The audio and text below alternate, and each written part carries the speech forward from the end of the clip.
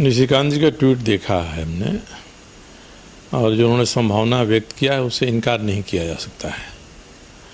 परंतु अगर ऐसा होता भी है तो इसमें आश्चर्य क्या है? पहले तो मुझे लगता है कि कायदे से हेमंत सोरेन की सदस्यता समाप्त करने का आदेश चुनाव आयोग का नहीं होना चाहिए। मान लीजिए दे भी देता है चुनाव आयोग आदेश, तो जेएमएम और कांग्रेस के विधायक मिलकर मेजॉरिटी में हैं। हेमंत सोरेन जी मुख्यमंत्री वैसी हालत में नहीं रहेंगे। उनके पिताजी हैं दिसम गुरु शिबू सोरेन जी, और उनके बारे भी लोकपाल के यहाँ बड़ी गंभीर मामले चल रहे हैं। उनकी संभावना अभी थोड़ा कम हो गई है। अब जेएमएम के कुछ वरिष्ठ नेता हैं,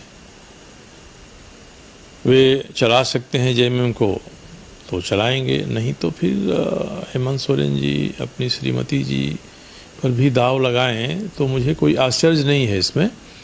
निशिकांत जी ने इसको आश्चर्य के रूप में कहा है, व्यंग के रूप में कहा है, मैं नहीं कह सकता हूँ। मगर इस तरह के जो दल हैं, क्षेत्रीय दल हैं, व्यक्ति केंद्रित दल हैं, वहाँ तो हर जगह ऐसा हो रहा है। किसी का भतीजा है, किसी का बेटा है, किसी की पत्नी है, कोई ना कोई लोग तो लाइन में आगे हैं ही। हमारे यहाँ बिहार में तो लालू जी का पूरा कुनवा ही है। बंगाल में ममता जी का भतीजा आगे है। हम उत्तर प्रदेश में भी ऐसा ही देख रहे हैं। आंध्र प्रदेश से या तेलंगाना से जो खबरें आती हैं, तमिलनाडु में ऐसा हुआ है, तो ऐसा अगर झारखंड में भी होता है तो इसमें किसी को कोई आश्चर्य नहीं है, और कोई ऐसी चीज़ नहीं हो जाएगी जो अनएक्सपेक्टेड है, जिसके बारे में हम कल्पना नहीं कर पा रहे हैं। इसलिए अगर हेमंत जी अपने श्रीमती जी को, अपनी पत्नी को बना भी देते हैं तो कोई आश्चर्य की बात नहीं है। अगर कांग्रेस और जेएमएम दोनों पार्टी के लोग ये तय कर लेते हैं कि वो हमको मंजूर होंगी तो कोई आश्चर्य की बात नहीं है इसमें। सर, आपको क्या लगता है कि चुनाव आयोग अगर हेमंत सोरेन के खिलाफ फैसला देता है, ऐसे में स्थिति क्या होगी? हेमंत जी के खिलाफ में चुनाव आयोग का अगर फैसला आता है, जैसा कि मुझे लगता है कि नहीं आना चाहिए, आता है तो निश्चित रूप से वे मुख्यमंत्री नहीं रहेंगे, वे विधायक नहीं रहेंगे। अब उसकी अधिसूचना होती है, इनको अयोग्य ठहराया जाता है, तो अयोग्यता की अवधि क्या होती है, इस पर भी कई चीज़ें निर्भर करेंगी। और जब चुनाव आयोग मुख्यमंत्री हेमंत सोरेन जी को अयोग्य ठहराएगा तो इनके यहाँ सुप्रीम कोर्ट जाने का विकल्प तो खुला हुआ है। इसलिए कानूनी दांव-पेच भी इसमें सामने आ सकता है, और ये नहीं रहेंगे तो बहुमत है विधानसभा में कांग्रेस और जेएमएम को मिलाकर, ये दोनों मिलकर कोई दूसरा नेता चुनेंगे। अंतिम विकल्प यही हो सकता है कि इन दोनों में किसी पर सहमति नहीं हो जाए, टूट हो जाए, तो विकल्प में कोई सरकार नहीं बन सकती है, या बन सकती है तो ठीक है, नहीं बन सकती है तो राज्य में राष्ट्रपति शासन लागू हो। इसी परिधि में ये सारे राजनीतिक घटनाक्रम घूम रहे हैं, और इसमें से ही कोई विकल्प अपनाया जाएगा।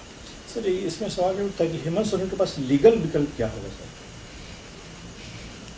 अब चुनाव आयोग अगर हेमंत सोरेन जी की सदस्यता को रद्द करता है तो उनके पास सुप्रीम कोर्ट जाने का विकल्प खुला हुआ है, क्योंकि पहले भी 2 मामलों में सुप्रीम कोर्ट ने जो लीजधारी थे और मंत्री थे हरियाणा में और एक और कहीं और, इनके पक्ष में सुप्रीम कोर्ट के आदेश हैं कि खनन का लीज होना कोई इस तरह का स्वार्थ नहीं है कि इसमें व्यक्ति की सदस्यता हम समाप्त कर दें, व्यक्ति विधानसभा का सदस्य न रहे।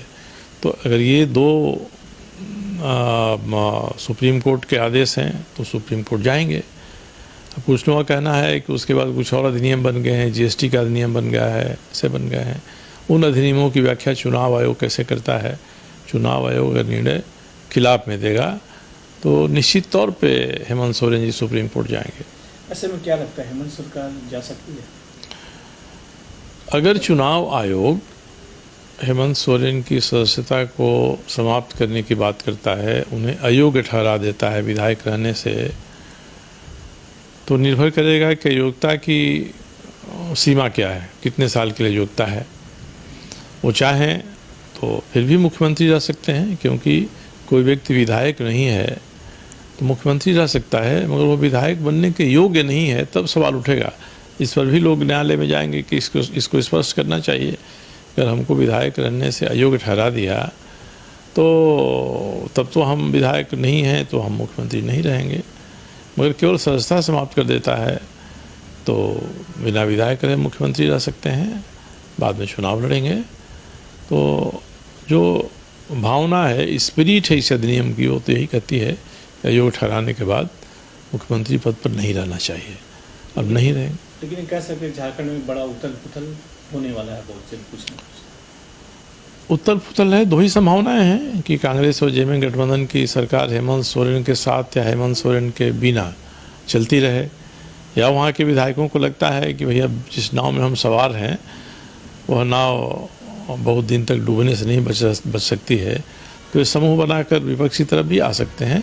पर मुझे लगता है कि विपक्ष को बड़ी मुश्किल होगी विधानसभा में बहुमत साबित करने में। इसलिए पहला विकल्प ये होगा कि राज्य राष्ट्रपति शासन के अधीन हो जाए। इसलिए ज़्यादा संभावना मुझे राष्ट्रपति शासन लगने की ही लग रही है यदि हेमंत सोरेन जी की सदस्यता समाप्त होती है, उनको विधायक बने रहने से सहयोग ठहरा दिया जाता है।